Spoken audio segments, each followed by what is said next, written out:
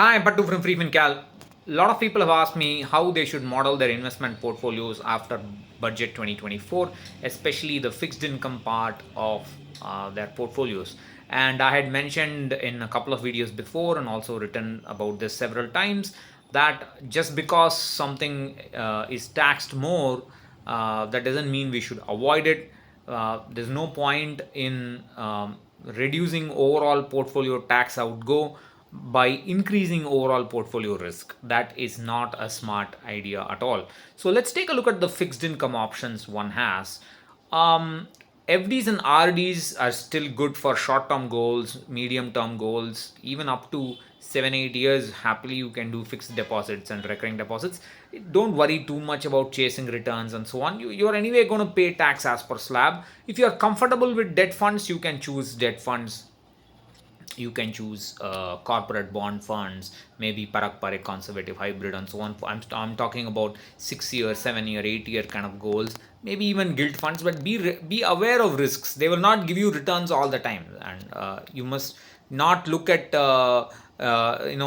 bumper returns in 1 year and say that that's how your experience also is going to be. That's not the way things will change. So don't expect that. You must be aware of risks and then you can invest.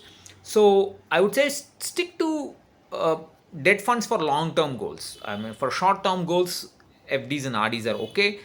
For long term goals, more than 10 years, yes, you can consider debt funds like gilt funds, corporate bond funds, conservative hybrid funds like parak parak, conservative hybrid, etc.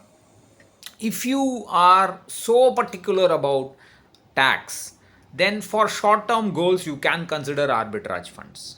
Uh, that will lower your tax outgo to some extent. However, the price you have to pay for that is the returns are not going to be very great. If you are very lucky, you will get 7%. 6-ish kind of percent is the percentage, is the kind of returns that you should expect from arbitrage funds. I mean, people are always worried about return. For short term goals, don't worry about returns. It's a short term goal, it's going to go away, so don't worry about that. So you if you are so particular about tax, yes, for short term goals you can invest in arbitrage funds. For long term goals, if you're okay with 6% returns, yes, some component of your fixed income portfolio can be from arbitrage funds. And equity savings funds for long term goals can be used, but you must be aware when the market crashes, truly crashes, not this kind of 2% fall and so on. Truly crashes, then these funds can become negative for some period of time because they hold direct equity and they hold arbitrage. When the market crashes, arbitrage also will start giving negative returns, direct equity will also start giving negative returns. So if you truly understand diversification, you must understand that if one asset class does poorly, you must have a portfolio with other asset class that will at least not do badly. I mean, if it doesn't need to be a great star, but at least it should not be giving you negative returns. That is why proper classic fixed income, bond based fixed income is very important. So you must be careful that equity savings are funds are very risky. They are not for everybody. Of course, for people who are very rich and who can take that kind of risks, that's absolutely fine. But for normal people, they are not. For the so-called common man, I mean, they are not. I mean, whenever people talk about taxation, they will become common man. But whenever they want returns, they want special kind of returns. So anyway, so you got to be aware of the risks. When you want returns, then you are getting married to the associated risk also. You can't have returns alone.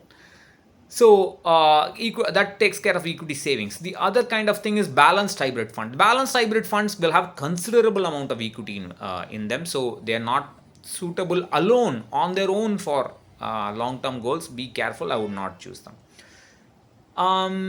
What else? Balanced advantage funds, they are not truly hybrid funds, they are equity funds. You should treat them as equity. Aggressive hybrid funds are equity funds. You should treat them as equity. Some take of or dynamic hybrid, dynamic asset allocation funds. They're also hybrid funds. Take a fund like Parak Parak Dynamic Asset Allocation Fund. It is equity like, but it has got significantly higher equity exposure. Excuse me.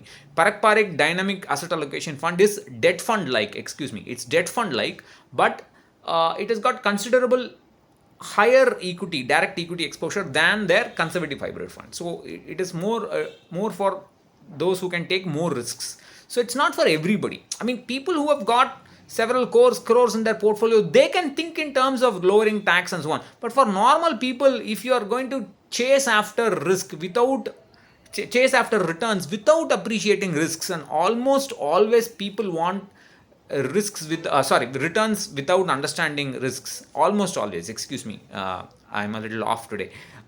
So they want all the goodies without all the bad things. That's not possible. So then they're going to suffer when the market goes down, and the market will go down. It's people are acting as if the market will never fall.